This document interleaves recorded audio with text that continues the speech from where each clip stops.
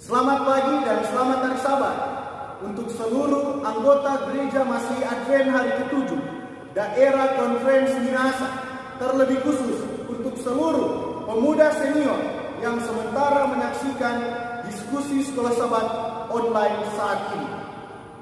Diskusi Sekolah Sabat kita saat ini seperti biasa, saya yang akan memandu diskusi ini dan narasumber kita, Pendeta Dr. Swineis Tandidio, MAR, MTH, sebagai Direktur Sekolah Sabat dan Direktur Pemuda Advent Daerah Konferensi Minahasa. Selamat hari Sabat, Sir. Selamat pagi, brother tua saya. Selamat Sabat. Apa kabar, Sir? Baik, Tuhan Yesus memberkati. Shalom. Luar biasa. Selamat Sabat untuk semua teman-teman pemuda-pemudi yang sedang menyaksikan diskusi Sekolah Sabat online ini. Seperti biasa, kita akan dahului dengan doa kesaksian. Untuk membuka diskusi Sekolah Sabat online pada Sabat ini, mari kita satu di dalam doa. Bapa yang bertata di dalam kerajaan surga, kami datang kepadamu ya Tuhan, meminta ampun atas segala dosa dan kesalahan kami. Layakkan kami untuk memohon di hadapan hadirat-Mu ya Tuhan. Ya Tuhan, saat ini kami akan memulaikan diskusi Sekolah Sabat online. Berkati Pendeta Tandidio yang akan menjadi narasumber.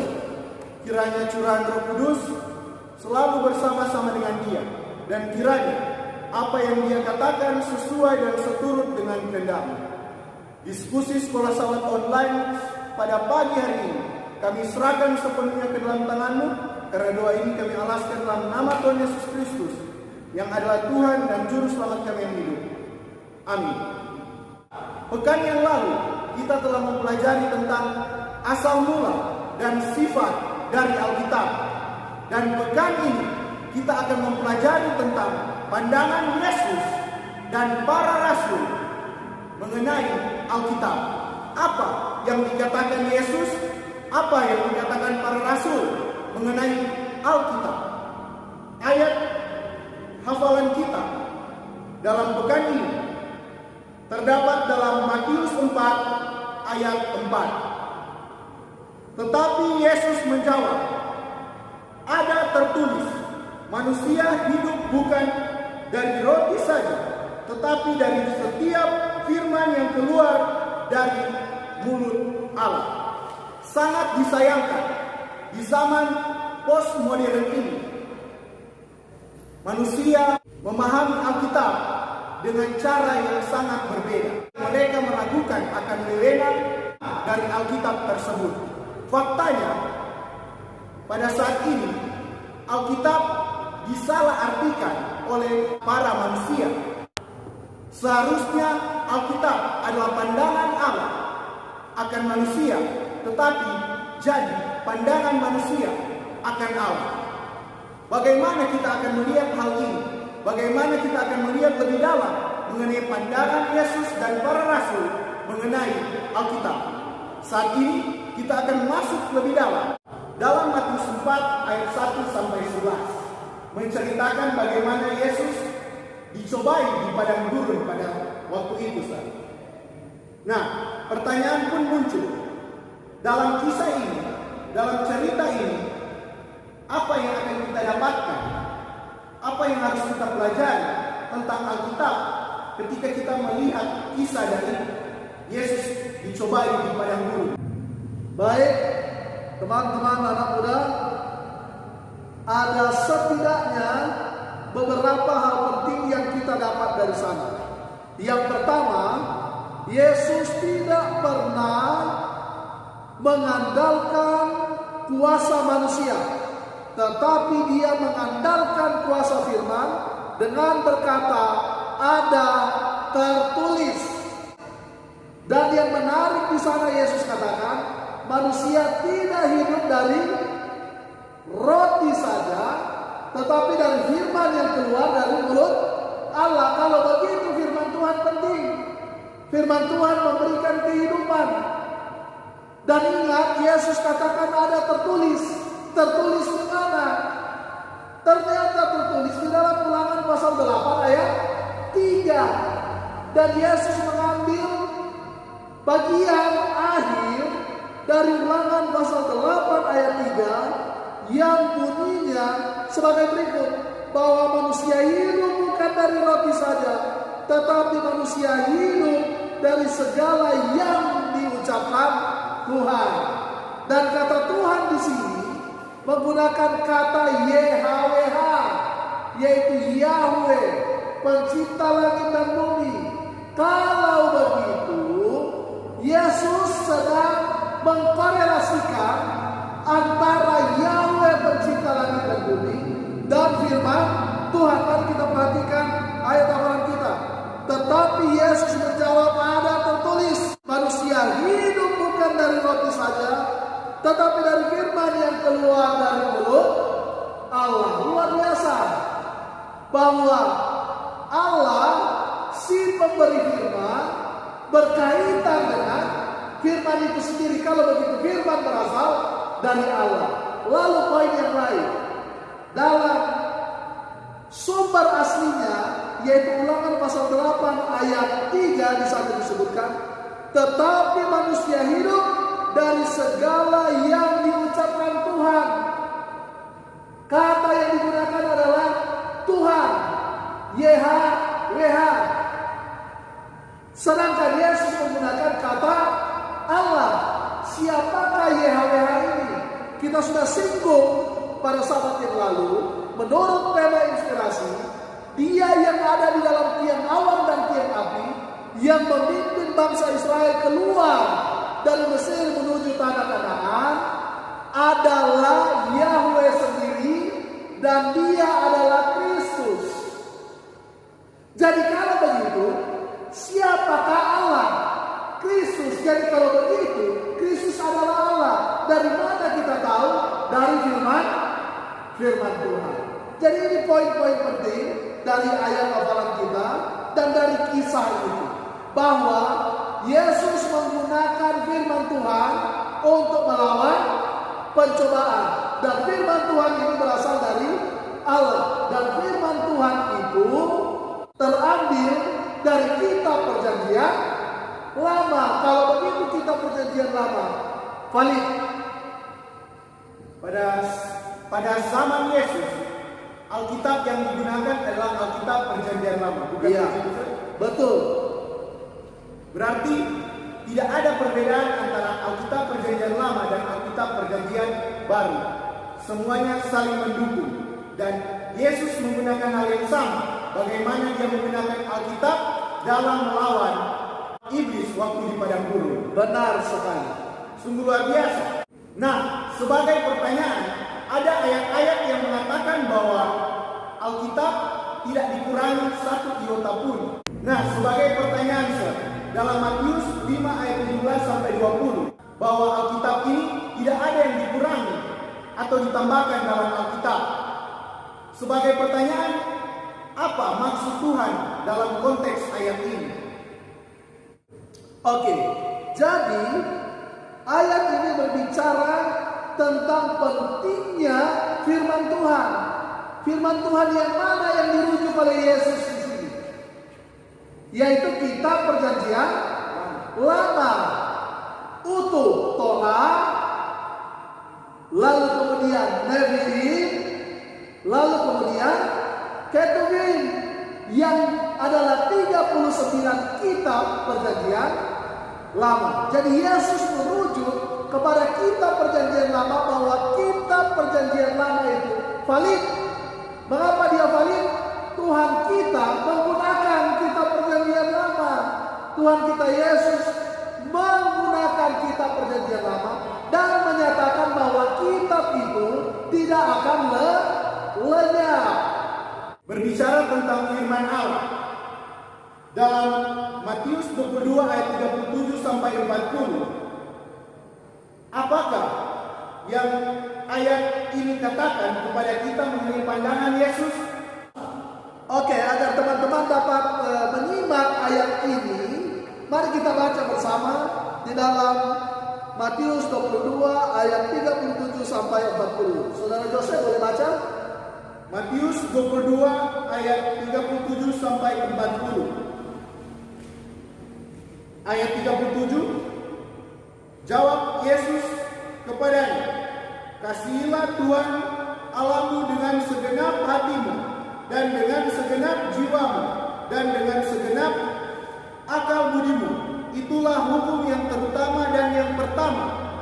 Ayat 39, dan hukum yang kedua yang sama dengan itu ialah kasihilah sesamamu manusia seperti dirimu sendiri.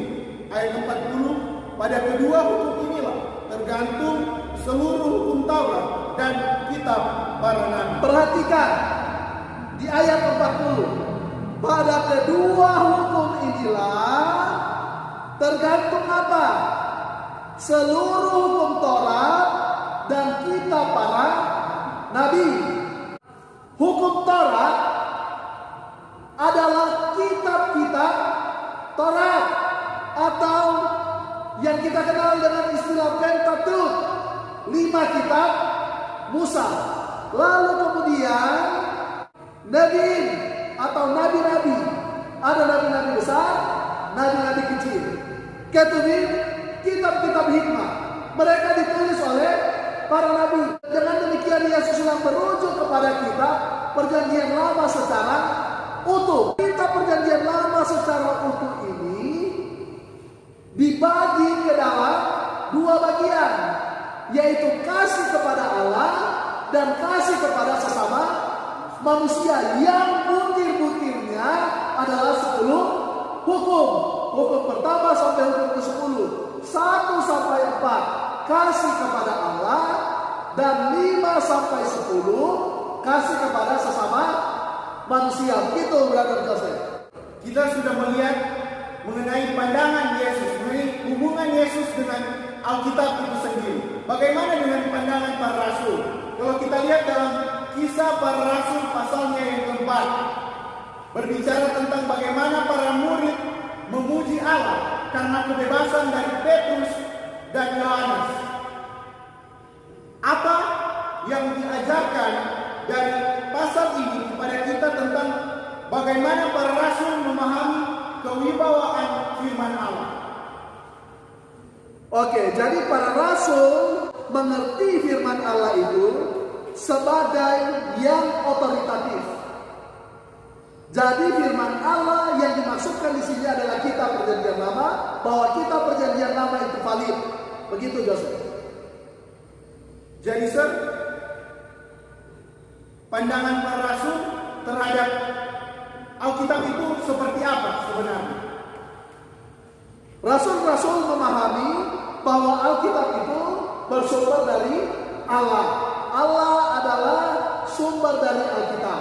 Dengan demikian, Alkitab adalah firman Allah. Matius 12 ayat 3 dan 4. Tuhan mengutip mengenai Daud ketika dia makan roti sajian yang ada di dalam bait suci, walaupun itu sebenarnya tidak boleh, hanya boleh makan itu adalah imam. Markus 10 ayat 6 sampai 8 berbicara mengenai ketika seorang lelaki menikah dengan wanita, mereka menjadi satu dan tidak bisa dipisahkan oleh manusia. Dan Lukas 4 ayat 25 sampai 27 berbicara tentang Elia dan Elisa. Saat itu Elia banyak janda di Israel pada saat itu, tapi Tuhan memilih seorang janda di sana. Elisa, banyak orang yang sakit kusta pada saat itu, tetapi Tuhan memilih menyembuhkan Panglima Naaman. Dalam Lukas 11 ayat 51 berbicara mengenai darah Habel sampai kepada darah Zakaria yang ada di antara Mezbah dan bait suci. Sedangkan Matius 24 ayat 38 berbicara tentang orang-orang yang ada di zaman air bah. Tuhan mengutip mengenai bagaimana manusia pada saat di zaman air bah. Nah, pertanyaannya, apa signifikansi atau poin penting yang orang boleh dapat dari pelajaran ini, yang boleh orang hubungkan dengan orang pelajaran sepanjang pekan ini? Wah, Joseph, luar biasa ini pertanyaan yang spektakuler, Joseph. Teman-teman, mari kita menjawab pertanyaan yang luar biasa ini. Di sini, Joseph, kita melihat betapa Yesus menghargai kitab perjanjian lama. Yesus merujuk kepada kitab perjanjian lama. Dia merujuk kepada orang-orang di perjanjian lama. Dia merujuk kepada tempat di perjanjian lama. Apa artinya? Berarti cerita itu bukan cerita dongeng, bukan mitos, bukan karya sastra manusia, dan itu bukan fiksi, tetapi itu nyata ditulis oleh karena inspirasi Roh Kudus. Teman-teman di rumah, saya akan masuk sedikit lebih teknis, tapi akan saya sederhanakan bahwa salah satu metode yang terbaik untuk mempelajari Injil ada berapa macam, Jose? 2 ya. Injil apa semua? Yang pertama, Injil sinoptik. Lalu kemudian yang kedua adalah Injil Johanin atau Injil sinopsis dan Injil Yohanes. Ya, saya tidak akan jelaskan panjang lebar apa itu Injil sinoptik, apa itu Injil Yohanes. Tetapi kedua jenis Injil ini, tapi untuk mendalami kedua jenis Injil ini, metode yang terbaik adalah menggunakan apa yang kita sebut dengan narrative approach atau pendekatan narasi. Coba kita lihat di dalam Matius pasal 12 ayat 3 dan 4, Yesus merujuk kepada cerita Daud yang memakan roti sajian yang seharusnya dimakan oleh siapa? Imam-imam. Merujuk kepada imam-imam yang setiap hari Sabat bekerja melakukan pelayanan di mana? Di Ka'bah. Inti yang Yesus mau tekankan di sana adalah apa? Hari Sabat, hari berbuat kebajikan. Lalu kemudian Markus pasal 10 ayat 6 sampai 8 berbicara tentang Allah yang menciptakan siapa? Manusia. Allah yang menentukan perkawinan. Kalau begitu, tidak boleh ada perceraian. Lalu selanjutnya dalam Lukas pasal 4 ayat 25 sampai 27. Di sana Yesus memberi nasihat kepada orang-orang Yahudi oleh karena kurang iman. Maka di dalam narasi ini Yesus menceritakan kembali narasi, yaitu tentang Elia dan Elisa. Karena orang Israel kurang iman, maka mujizat jadi kepada janda di Sarfat. Karena orang Israel kurang iman, Naaman yang disembuhkan sama-sama orang apa? Orang non-Israel. Lalu kemudian Lukas pasal 11 ayat 51. Di sini Yesus menceritakan tentang Habel dan Zakaria, mereka yang mati oleh karena kebenaran. Lalu kemudian Matius pasal 24 ayat 38, Yesus memberi nasihat dengan mengangkat kisah orang-orang sebelum air bah. Apa yang terjadi dengan orang-orang sebelum air bah? Mereka sangat jahat. Apa kejahatan mereka? Nanti berikut pada kesempatan yang lain, pada topik yang lain. Mungkin bukan dari pelajaran sekolah sahabat. Kita bisa membahas tentang eskatologi. Bagaimana kejahatan orang-orang sebelum air bah itu akan menjadi ciri dari kedatangan Yesus yang kedua kali. Sebelum Yesus datang, kejahatan yang sama akan terjadi. Sekarang poin apa yang kita dapat dari ayat-ayat Injil ini? Poinnya adalah bahwa semua kisah dalam perjanjian lama itu benar dan bukan fiksi. Kisah dalam perjanjian lama adalah kisah yang benar-benar terjadi dan ditulis oleh para penulis Alkitab berdasarkan inspirasi Roh Kudus, dan Yesus mengutipnya.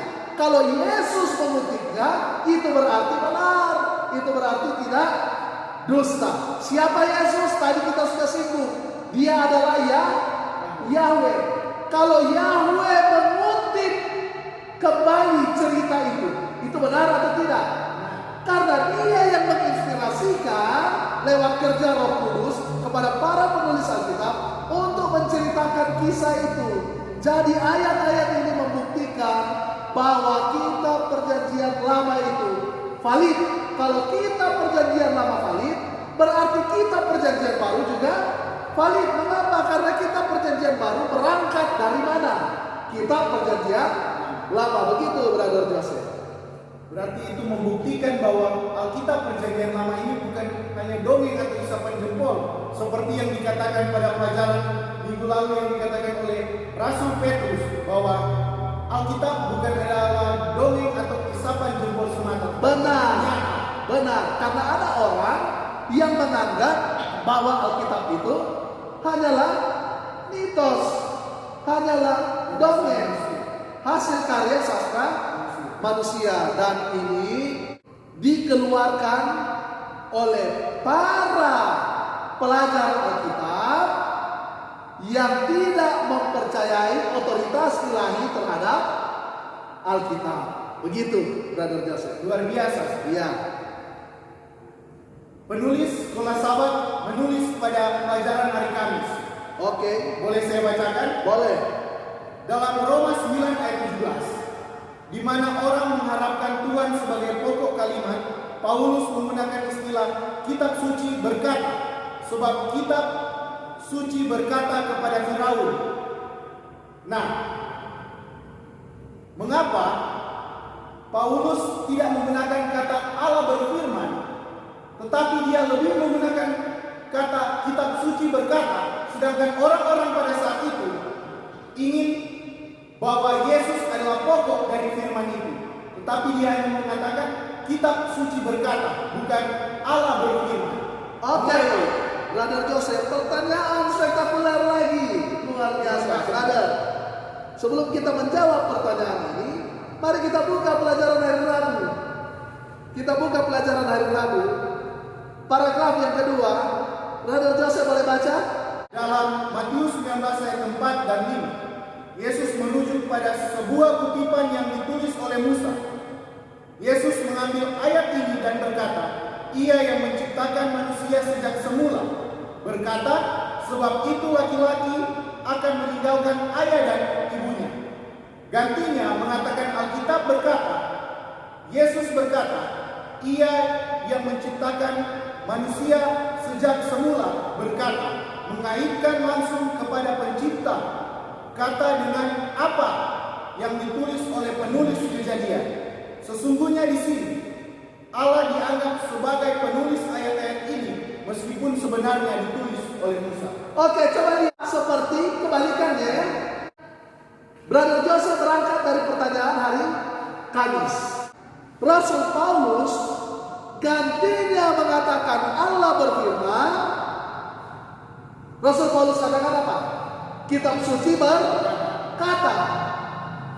Kebalikannya, untuk pelajaran hari Rabu yang Brother Joseph sudah baca tadi, Yesus dapat berkata sebagai berikut, Alkitab berkata atau Alkitab berfirman. Tetapi apa yang Yesus katakan? Dia yang menciptakan. Kasih keras, Joseph. Dia yang menciptakan berkata. Siapa dia yang menciptakan? Allah. Allah.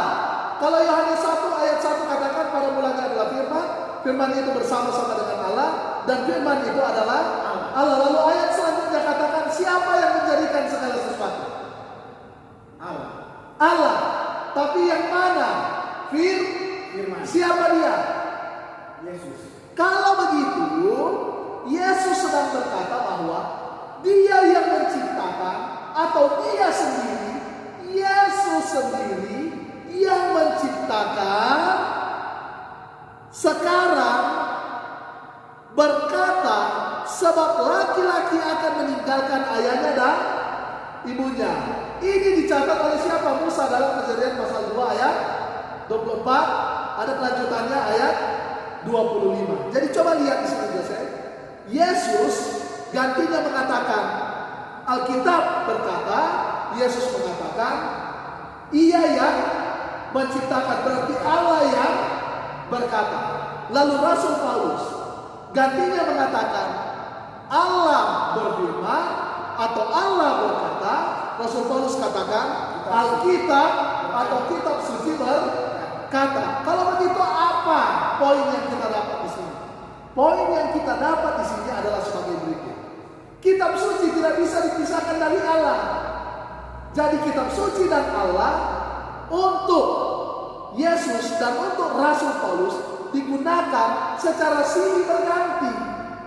Digunakan secara silih berganti. Apa artinya?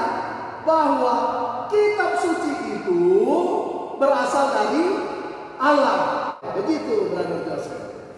Berarti seperti yang kita telah pelajari pekan lalu, bagaimana kesejajaran antara Allah dan firman yang Betul sekali.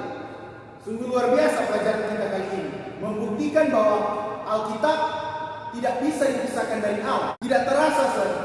Tidak telah sampai pada akhir dari pelajaran sahabat kita kali ini. Sebelum kita akan menutup, seperti biasa, kata-kata terakhir dan kesimpulan yang terangkat dari pelajaran kita pada pekan ini mengenai pandangan Yesus dan para rasul mengenai Alkitab. Oke, terima kasih rekan-rekan yang ada di rumah. Menurut Anda, apakah pandangan Yesus dan para rasul terhadap Alkitab? Sekarang mari kita coba tanyakan kepada Brother Joseph. Brother Joseph, apakah pandangan Yesus dan para rasul terhadap Alkitab? Apakah mereka menganggap bahwa kisah-kisah di dalam Alkitab yang mewakili Alkitab itu sendiri sebagai cerita dongeng atau cerita nyata? Pandangan Yesus dan para rasul yang saya lihat adalah mereka mempercayai bahwa Alkitab itu nyata, bukan hanya sekedar dongeng atau isapan jempol semata, tetapi itu nyata yang patut dipercayai. Kita bisa lihat contohnya, Yesus mengutip akan Alkitab, berarti dia mempercayai akan Alkitab itu. Begitu juga para rasul, bahwa Alkitab bukan sekedar dongeng, bukan sekedar karya sastra manusia, tetapi itu adalah wahyu dari Ilahi. Terima kasih Brother Joseph, berarti Anda dapat poinnya. Sekarang, kalau Yesus yang adalah Tuhan kita, para rasul yang adalah murid-murid Yesus mengakui otoritas Alkitab dan mengakui bahwa Alkitab itu bukan dongeng, tetapi fakta dan berasal dari Allah melalui proses pewahyuan dan pengilhaman. Apa pula segumpal daging seperti saya ini, segumpal daging seperti Brother Joseph, siapa kita ini? Sedangkan Tuhan mengakui Alkitab, para rasul mengakui Alkitab. Masa kita yang tidak ada apa-apanya mau menolak Alkitab? Tapi saya percaya saudara, rekan-rekan pemuda dan pemudi Advent, khususnya di daerah Conference Minahasa, kita semua mengakui Alkitab sebagai yang bersumber dari mana? Dari Allah. Bagaimana Brother Joseph? Apa Brother Joseph juga mengakui Alkitab bersumber dari Allah? Ya. Apakah Brother Joseph mengakui bahwa Alkitab itu otoritatif bagi kehidupan kita? Benar. Iya, berarti Alkitab itu harus menjadi dasar iman dan penurutan kita. Semua perilaku kita harus bersumber dari Alkitab. Semua yang kita katakan harus sejalan dengan Alkitab. Bahkan apa yang kita pikirkan harus sejalan dengan Alkitab. Kalau begitu apa yang harus kita buat? Rajin belajar Alkitab. Sekali lagi, saya dan Brother Joseph menantang teman-teman pemuda yang ada di rumah. Mari kita rajin belajar Alkitab. Brother Joseph, untuk bagian pendalaman, bolehkah baca kutipan dari pena inspirasi yang ditulis oleh Mrs. White dalam majalah Science of the Times 27 Maret 1884 halaman 1, dan juga yang ditulis dalam buku Dasar-Dasar Pendidikan Kristen halaman 460. Science of the Times 27 Maret 1884 halaman 1. Manusia menganggap diri mereka lebih bijaksana daripada firman Allah, bahkan lebih bijaksana daripada Allah. Gantinya menguatkan pijakan di atas dasar yang tak tergoyahkan, dan mereka membawa segala sesuatu ke dalam ujian firman Allah dan menguji firman itu dengan ide-ide mereka sendiri dari sains dan alam. Dan jika tampaknya tidak setuju dengan ide-ide ilmiah mereka, firman itu dibuang sebagai sesuatu yang tidak layak dipercaya. Dasar-dasar pendidikan Kristen, halaman 460. Mereka yang menjadi sangat mengenal hikmat dan tujuan Allah yang dinyatakan dalam firman-Nya menjadi laki-laki dan perempuan bermental kuat dan bisa menjadi pekerja dan berdaya guna bersama pendidik agung Yesus Kristus. Kristus telah memberikan kepada umatnya firman-Nya. Kristus telah memberikan kepada umatnya firman kebenaran, dan semua orang dipanggil untuk turut ambil bagian dalam memberitahukan kebenaran itu kepada dunia. Tidak ada pengudusan selain dari kebenaran, yaitu firman. Jadi, betapa pentingnya agar itu harus dimengerti setiap orang. Brother Joseph, teman-teman di rumah, kita lihat bagaimana pena inspirasi mengatakan bahwa ada orang-orang gumpalan-gumpalan daging yang merasa mereka lebih berhikmat dari Allah dengan cara menganggap Alkitab itu tidak real, Alkitab itu tidak layak untuk dipercayai, hanya karena mereka menganggap bahwa Alkitab tidak sesuai dengan cara berpikir mereka. Ini begitu mengerikan.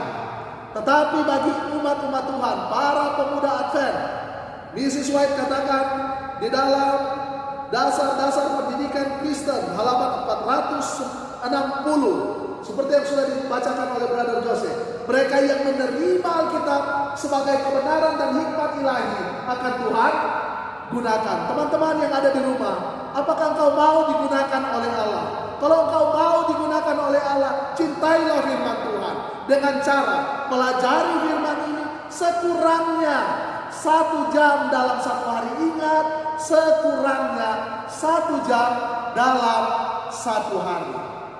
Lalu kemudian ambil waktu untuk merenungkan firman Tuhan ini agar engkau mengerti maknanya, dan izinkanlah Roh Kudus berbicara dalam hatimu untuk meyakinkan bahwa firman ini benar.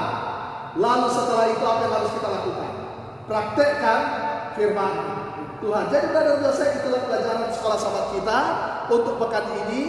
Kita nantikan diskusi sekolah sahabat untuk pekan yang akan datang. Sebelum kita tutup, mari kita berdoa. Bapa di sorga, kami sudah mempelajari firman melalui pelajaran sekolah sahabat bahwa Yesus Tuhan kami dan para rasul, mereka mengakui Alkitab berasal dari Tuhan dan menjadikan Alkitab sebagai rujukan. Itu berarti Alkitab adalah benar, berasal dari Allah melalui proses pewahyuan dan inspirasi.